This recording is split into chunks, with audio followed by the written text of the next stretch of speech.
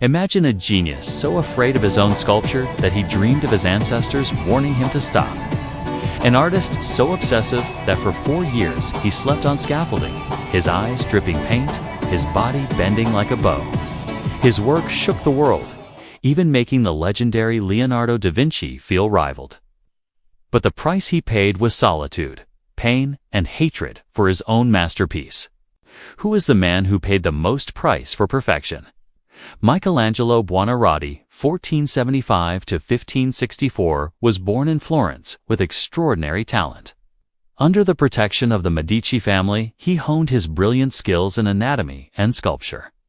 At 26, he shook the art world with David, a giant marble sculpture that demonstrated not only physical strength, but also human vulnerability and determination. This work sparked a fierce rivalry with Leonardo da Vinci, creating an epic rivalry that defined the golden age of the Renaissance. However, the turning point and his greatest suffering came from the commission of Pope Julius II, painting the ceiling of the Sistine Chapel. For 4 years, 150–815–12, he worked in excruciating conditions, splayed on high scaffolding, paint dripping into his eyes, his spine slowly bent. He hated the project, often quarreled with the Pope.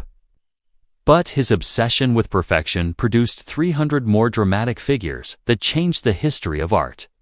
His work is not just a religious painting, but a cry of the soul about man, sin, and redemption. Beyond sculpture and painting, he was also a genius architect, designing the dome of St. Peter's Basilica, and a poet who reflected on loneliness. His personal life was full of paradoxes, hailed as the god of the art of living, but living alone, full of doubt and feeling like he had never reached his own standards. His rivalry with Da Vinci reflects the two poles of genius: Da Vinci, the universal thinker, versus Michelangelo, the tormentor of body and soul, to extract pure beauty. He passed away at the age of 88, leaving an unparalleled legacy. Michelangelo's story is a timeless reminder that immortality is often bought at the price of solitude, suffering, and an almost self-destructive obsession. Every scratch in the Sistine Chapel was not just paint on the plaster, but drops of the sweat, blood, and tears of a man who sacrificed everything for perfection.